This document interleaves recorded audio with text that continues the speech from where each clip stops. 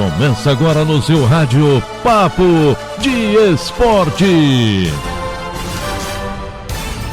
Muito bem, hoje é terça-feira e o primeiro Papo de Esporte dessa semana está começando. Semana de Jogos Olímpicos de Tóquio. Sexta-feira tem cerimônia de abertura. E na quinta-feira a gente vai estrear por aqui o nosso novo logo, nosso novo cenário do Papo de Esporte que você só vê no YouTube. E aí, já tá inscrito no canal, já tá curtindo os vídeos, comentando e compartilhando com a galera? Então faz isso aí, vai, se inscreve aí no canal Papo de Esporte no YouTube.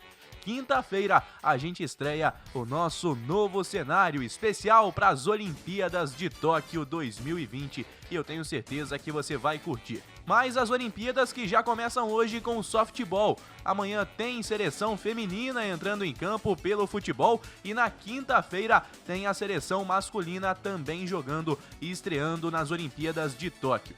Na sexta, também pela manhã, ocorre a cerimônia de abertura e a gente vai falar sobre tudo isso pelo próximo mês agora aqui no Papo de Esporte. Antes, a gente começa falando nessa terça-feira por aqui então sobre futebol. Primeiro Libertadores, porque hoje tem jogo. Hoje quem entra em campo às 7h15 é o Atlético Mineiro contra o Boca Juniors no Mineirão. Jogo de ida terminou em 0-0. Já o São Paulo visita o Racing, empatou em casa no primeiro jogo em 1-1 e vai precisar de um resultado positivo na Argentina, às 9h30, para sair com a classificação para as quartas de final. Quem jogaria hoje seria o Fluminense, mas em virtude da fatalidade envolvendo o filho do Arce, técnico do Cerro Porteño, a partida foi adiada para o dia 3 de agosto. Falando sobre Brasileirão no último final de semana, jogos da 12ª rodada. O Flamengo atropelou, passou por cima do Bahia, 5-0 no estádio do Pituaçu. O Fluminense jogou com time reserva no sábado e perdeu para o Grêmio no Maracanã, 1-0. Pelo Campeonato Brasileiro da Série B, Botafogo e Vasco entraram em campo pela 12ª rodada. O Brusque venceu o Botafogo de virada por 2-1 e no apagar das luzes, o Vasco conseguiu um empate com o Náutico, 1-1 em São Januário. Depois do resultado, o técnico Marcelo Cabo foi demitido e o Vasco estuda a contratação de um novo comandante para a sequência da Série B. Agora, então, em relação aos 4 grandes do Rio, o único que não mexeu no técnico desde o início da temporada é o Fluminense. O Vasco procura um técnico, o Botafogo segue a procura por um treinador e o Flamengo anunciou na semana passada Renato Gaúcho em substituição a Rogério Ceni. Bom, e a Série B já continua nesse meio de semana. O Botafogo, por exemplo, joga nessa terça contra o Goiás às 19 horas no Newton Santos. O Cruzeiro visita o Remo no Baenão, também às 19 horas. E o Vasco entra em campo amanhã às 9h30 contra o CSA, jogando no estádio Rei Pelé. Falando sobre um caso grave na Inglaterra, um jogador do Everton, clube da primeira divisão inglesa, está sendo investigado pela polícia da Inglaterra por suspeita de abuso sexual infantil.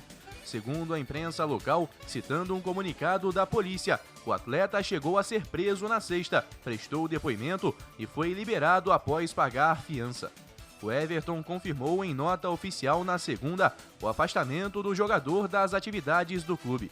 De acordo com os jornais esportivos da Inglaterra, o atleta investigado tem 31 anos e é casado.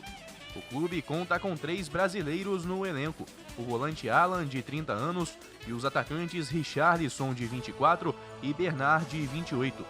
Em um comunicado, o Everton disse o seguinte, abre aspas, o Everton pode confirmar que suspendeu um jogador da equipe principal, aguardando uma investigação policial.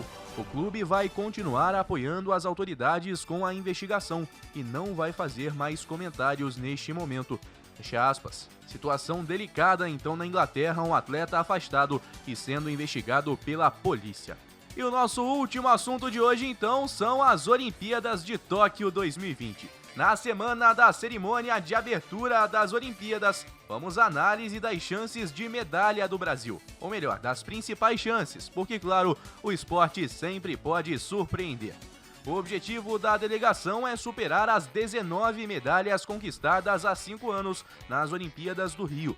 Naquela ocasião, como você já acompanhou com a gente por aqui, foram 7 ouros, 6 pratas e 6 bronzes. Segundo a análise do termômetro olímpico, o Brasil vai conquistar mais medalhas, mas menos ouros.